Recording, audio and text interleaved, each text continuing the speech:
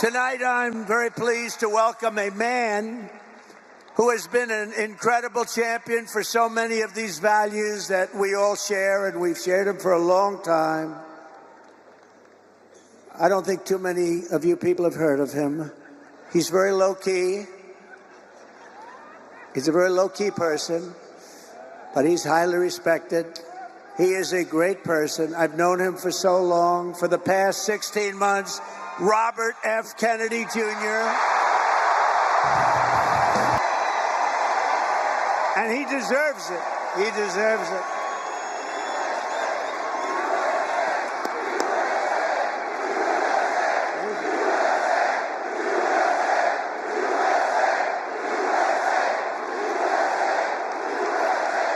For the past 16 months, Bobby has run an extraordinary campaign for President of the United States. I know, because he also went after me a couple of times. I didn't like it. And I mean this sincerely. Had he been allowed to enter the Democrat primary, he would have easily beaten Joe Biden, but they wouldn't let him in. They put up rules. I've never seen rules like he had to have 65% of the vote in order to run, little things like that.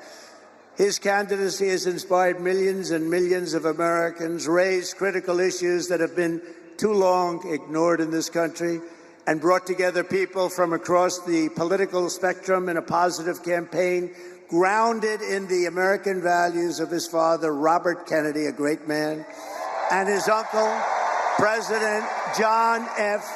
Kennedy.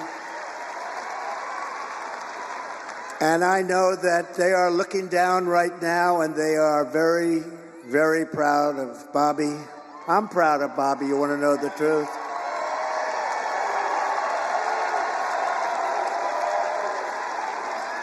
And I don't think I've ever introduced anyone that got applause like he just got. I must tell you, I don't think it's true. I don't think I've ever introduced anybody that got applause like that.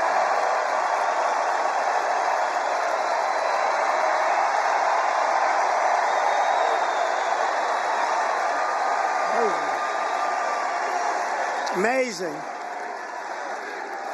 It's true.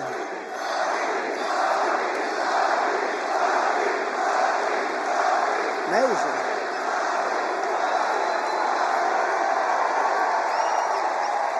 Soon after I can't even believe I have to say this, nearly assassinated in Pennsylvania last month, Bobby called me to express his best wishes. He knows firsthand the risks incurred by leaders who stand up to the corrupt political establishment. When you stand up, you bring on some trouble for yourself, but you have to do what's right. You have to do what's right for the country. I will tell you, we are both in this to do what's right for the country. That's one thing I can tell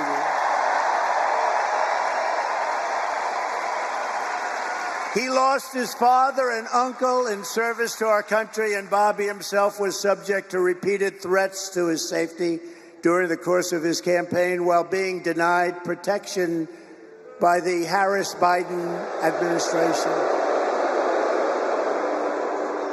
And this is a tribute in honor of Bobby.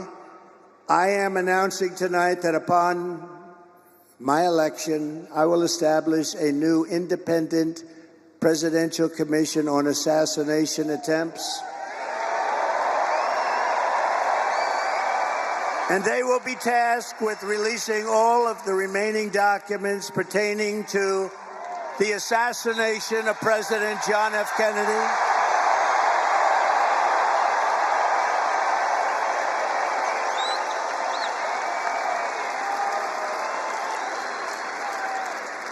and they will also conduct a rigorous review of the attack last month.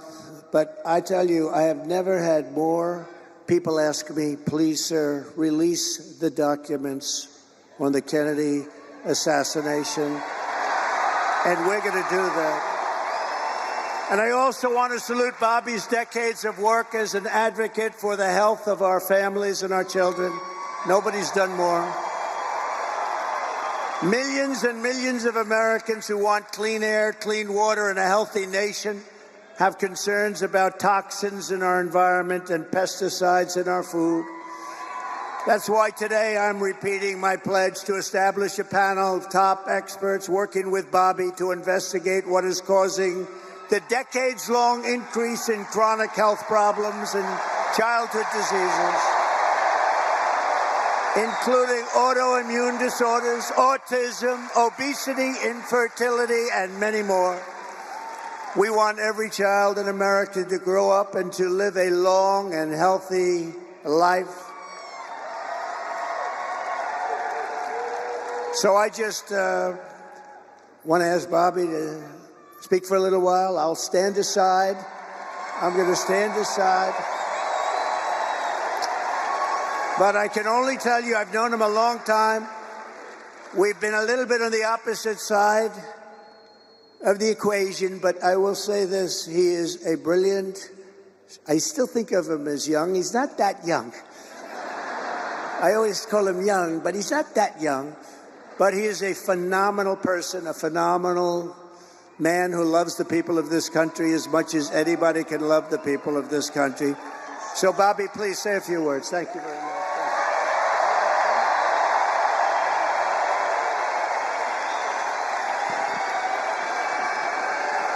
Thank you. Thank you, President Trump.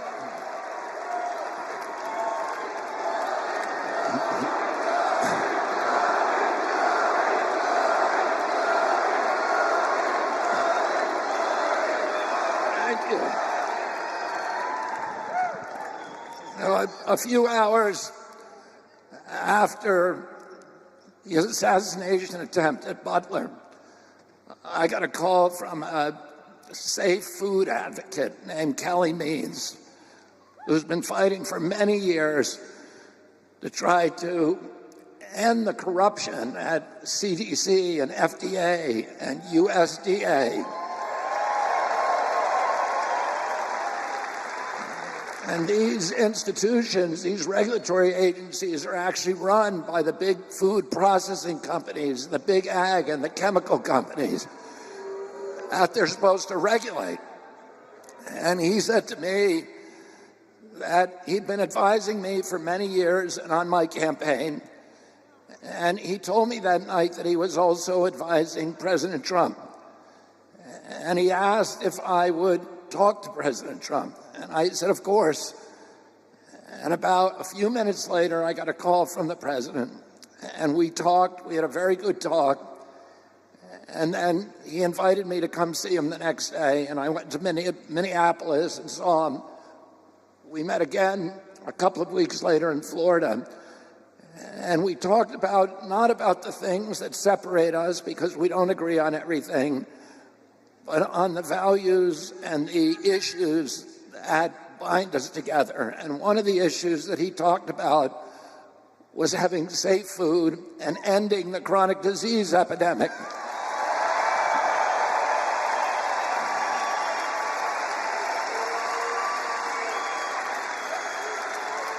Our children are now the unhealthiest, sickest children in the world.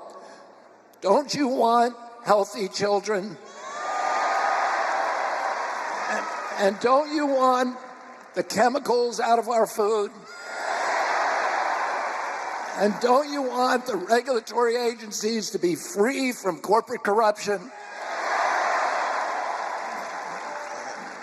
And that's what President Trump told me that he wanted. He also told me that he wanted to end the grip of the neocons on U.S. foreign policy.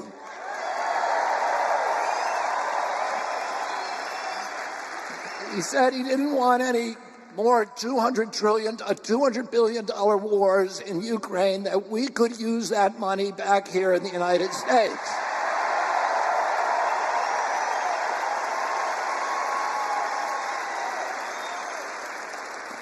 And the best way to build a safe America is to rebuild our industrial base and rebuild the middle class in this country. And don't you want a president who's going to get us out of the wars and who's going to rebuild the middle class in this country?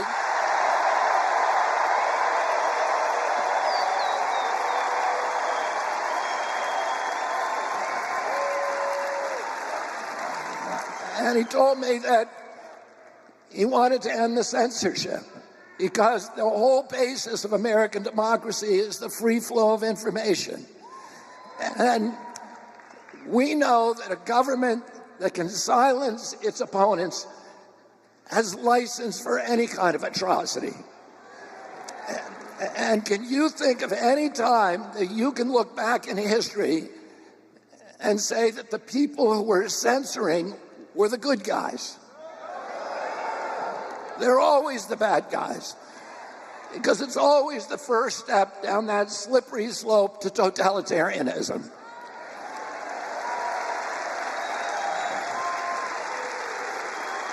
And don't you want a president who's going to protect America's freedoms?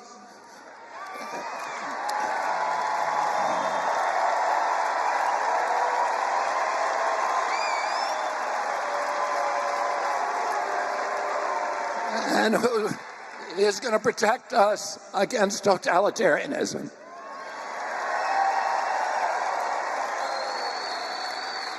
And I want to ask you again, don't you want a safe environment for your children? Don't you want to know that the food that you're feeding them is not filled with chemicals that are going to give them cancer and chronic disease?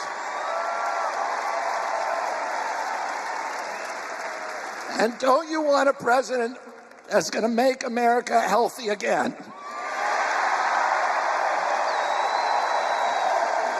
Thank you all very, very much, and God bless you, and God bless America.